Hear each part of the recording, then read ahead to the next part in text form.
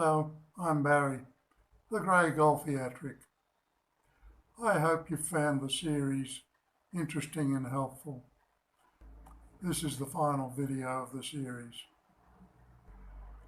Here we go with tips and tricks I have learned over the years.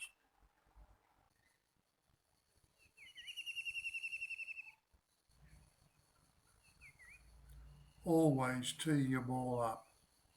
You're being given the advantage of a clean hit. Why waste it?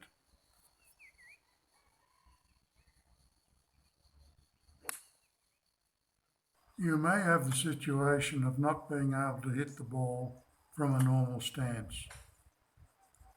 I practice this shot on the range, so it's on call when I need it on the course.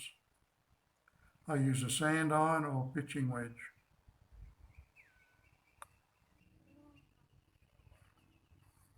Always mark your ball.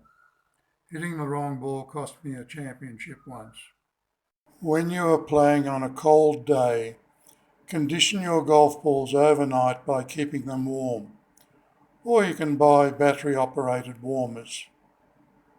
I used to rotate 3 balls through my pocket, changing over on each tee. Warm balls fly further than cold golf balls. At some point there will be what I call a half shot.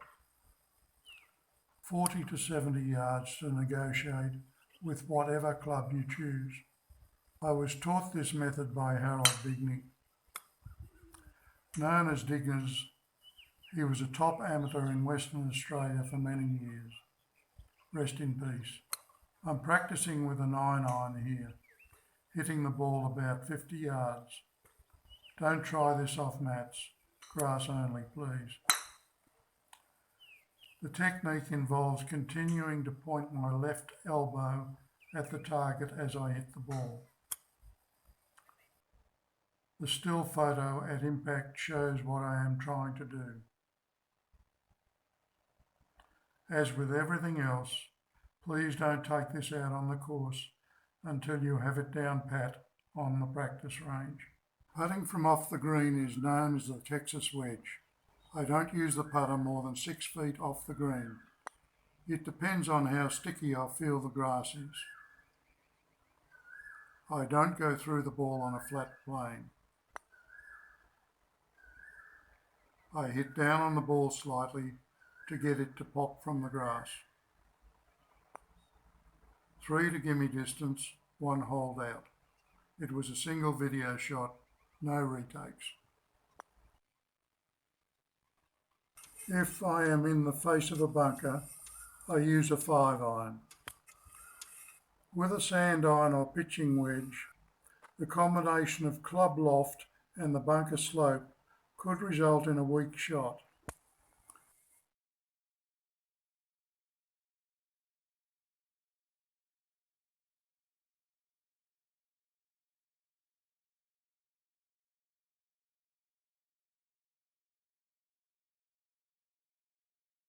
If the ball is below my feet on a side hill lie, I will tend to fade or slice it.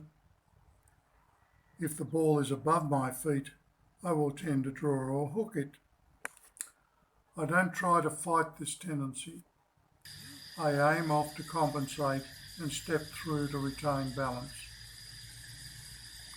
Both shots are finished close to the green in chipping distance. First shot 5-iron at Maycock, second shot 3-wood at Santaburi. I tee my ball up close to the tee marker. It helps avoid hitting off in front of the tee, incurring a penalty. I tee up on the side of the trouble so I can direct my play away from the trouble. We don't always get fast, true greens. Sometimes we get greens that are bumpy and or slow. On those occasions, I try to putt with topspin, hitting the ball higher up than I normally would. Topspin helps the ball roll further and hold the line of the putt better.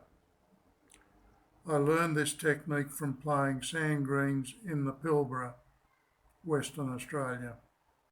It's not obvious on the camera shot, but I have a 25-foot downhill putt, fast green. I don't want to have a return putt of 5 to 10 feet. In this situation, I hit the ball with the toe of the putter so it has a dead feel. First putt is a couple of inches from the hole, the second is about a foot past. It's worth practicing. None of us will have uphill putts all the time. This is called lag putting. It's great if the putt goes in, but avoiding a 3-putt is the priority. The standard pitching wedge loft is 45 to 48 degrees. Sand wedge loft is 54 degrees. After that, we get into lob wedge territory. I bought this 56 degree sand wedge as an experiment. The 2 dots on the sole means it is mid-bounce. It's a good club, but it just doesn't suit me.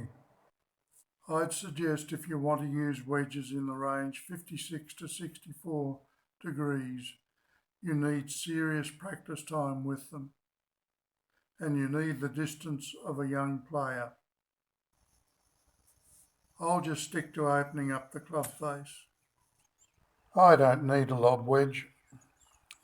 Having said that, there are very few modern clubs that resemble my low bounce sand iron.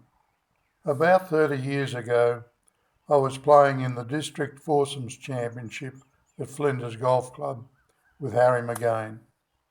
On the 17th hole, a par 3, Harry hooked his tee shot behind a line of middling height trees.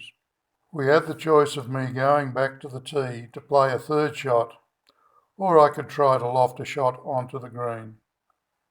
Years of practicing that shot paid off. I got the ball on the green and we escaped with a bogey. Harry and I won the championship by a single shot. Harry had been Victorian State Amateur Champion and was runner-up in the Australian Amateur Championship. I always enjoyed playing with him. The back nine at Maycock is very long. I'm hitting a 7-iron for my third shot on a par 4 after a solid drive and 3 wood.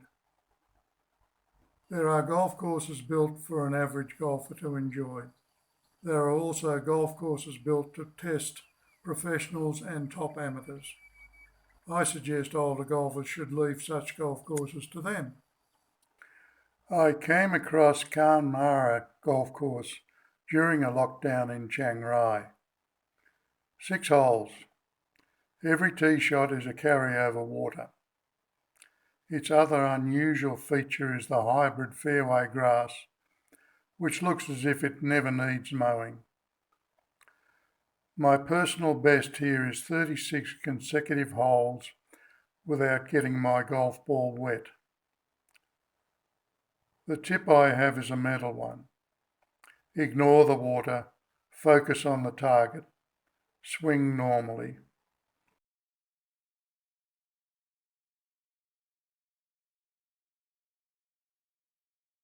Reading the break of a putt is important in either lagging the putt close to the hole or holding shorter putts.